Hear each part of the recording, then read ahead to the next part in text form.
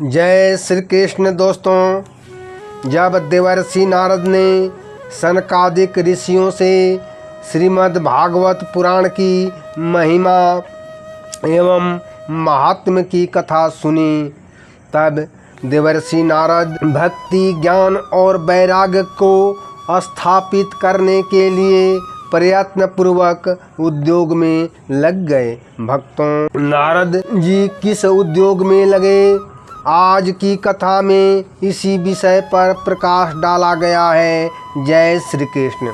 श्रोता बंधुओं, श्री कृष्ण गोविंद हरे मुरारे, हे नाथ नारायण वासुदेवाय। श्री कृष्ण गोविंद हरे मुरारे, हे नाथ नारायण वासुदेवाय।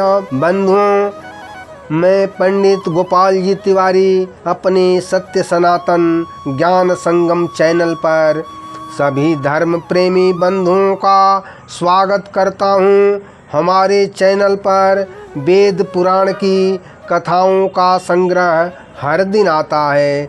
आज श्रीमद् भागवत पुराण का महात्म्य के तीसरे अध्याय की कथा सुनेंगे, जिससे भक्ति, ज्ञान और वैराग्य का कष्ट मिट गया और भक्ति जन जन में स्थापित हो गई। जय श्री कृष्ण।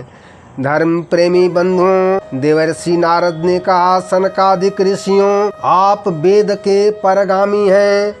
श्री सुखदेव जी के कहे हुए भागवत महापुराण की कथा का ज्ञान यज्ञ कहाँ करूं?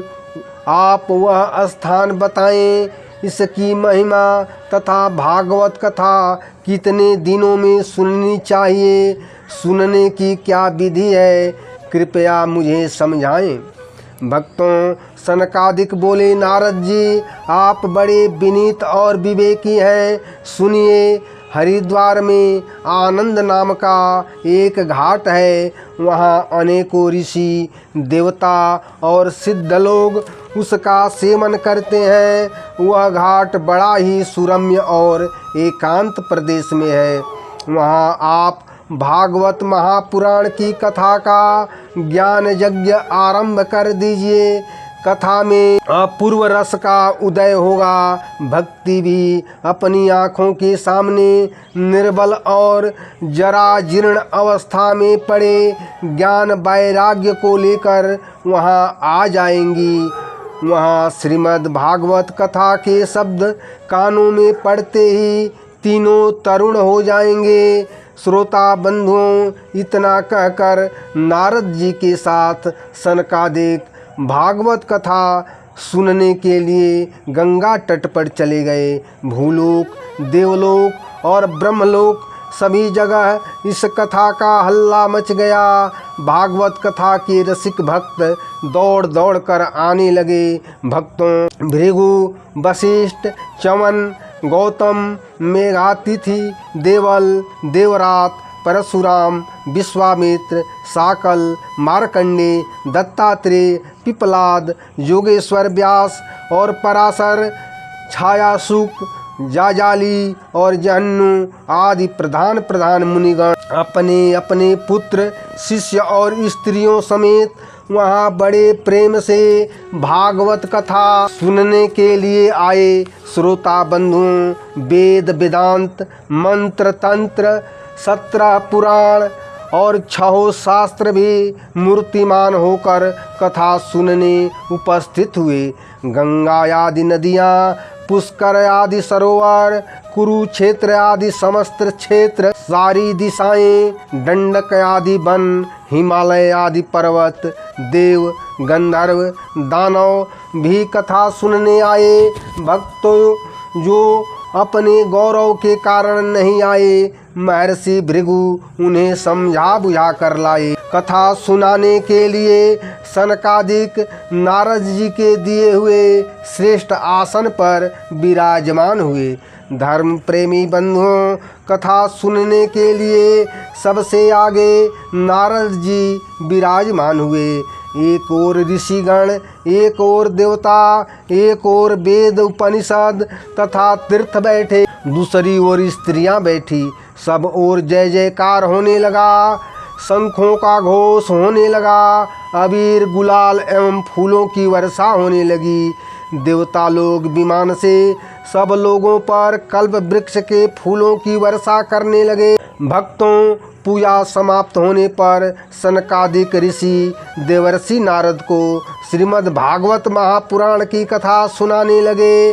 फिर सनकादिक ने कहा, आप लोग भागवत कथा की महिमा सुने। इसके श्रवण से मुक्ति मिलती है।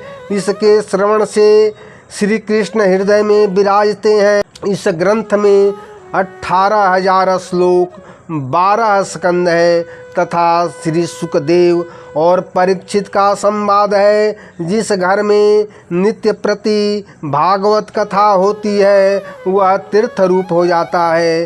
उनके सारे पाप नष्ट हो जाते हैं। जो पुरुष श्रीमद् भागवत शास्त्र का पाठ करता है उसके करोड़ों जन्मों का पाप नष्ट हो जाता है। इसमें तनिक संदेह नहीं है।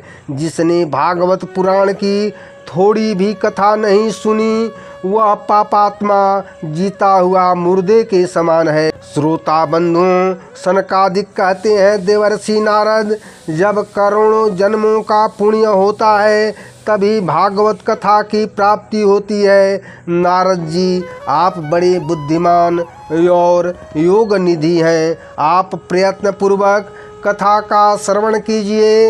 इस कथा को सुनने का दिनों का कोई नियम नहीं है। इसे तो सर्वदा सुनना अच्छा होता है, लेकिन कलयुग में ऐसा नहीं है।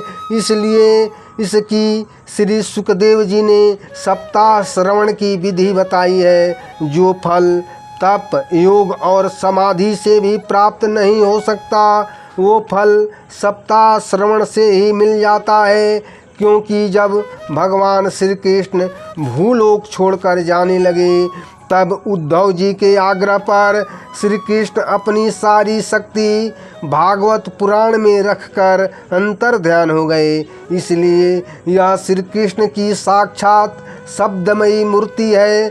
श्रोता बंधुओं, जिस समय सनकादिक मुनीश्वर सप्ताह कथा श्रवण की महिमा को सुना रहे थे, उसी समय कथा मंडप में जुआ अवस्था को प्राप्त कर चुके अपने दोनों पुत्रों ज्ञान और वैराग्य के साथ भक्ति देवी आकाशमात प्रकट हो गई।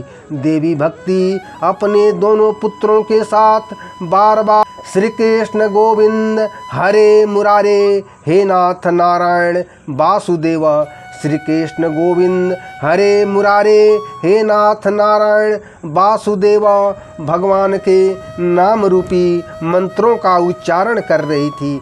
तभी से भगवान श्री कृष्ण का यह महामंत्र संसार में प्रसिद्ध हुआ। भक्तों, सनकादि ने कहा, भक्ति देवी अभी अभी भागवत कथा के अर्थ से निकली हैं।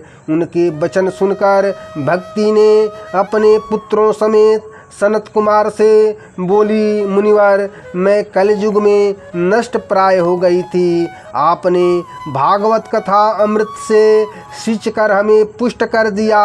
अब आप बताएं कि मैं कहाँ रहूं। सनकादि ने कहा, देवी भक्ति, तुम भक्तों को मुक्ति दिलाने वाली हो, अतः तुम धैर्य धारण करके नित्य निरंतर श्री कृष्ण भक्तों के हृदय में निवास करो। इस प्रकार आज्ञा पाते ही भक्ति तुरंत भगवान के भक्तों के हृदय में जा विराजी। श्रोता बंधुओं, जिनके हृदय में श्री हरि की भक्ति निवास करती है वे त्रिलोकी में धन्य हैं, क्योंकि इस भक्ति की डोरी से बंधकर साक्षात भगवान भक्त के हृदय में आकर बस जाते हैं। भूलोक में भागवत साक्षात पर ब्रह्म स्वरूप है।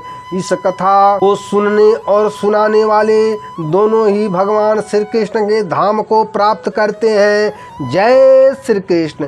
श्रोता बंधुओं, आपको श्रीमद् भागवत कथा की महिमा तथा भक्ति का अपने दोनों पुत्रों ज्ञान वैराग्य के साथ पुष्ट होने की कथा अच्छी लगे तो चैनल को सब्सक्राइब करके लाइक एवं कमेंट जरूर करें। जय श्री कृष्ण।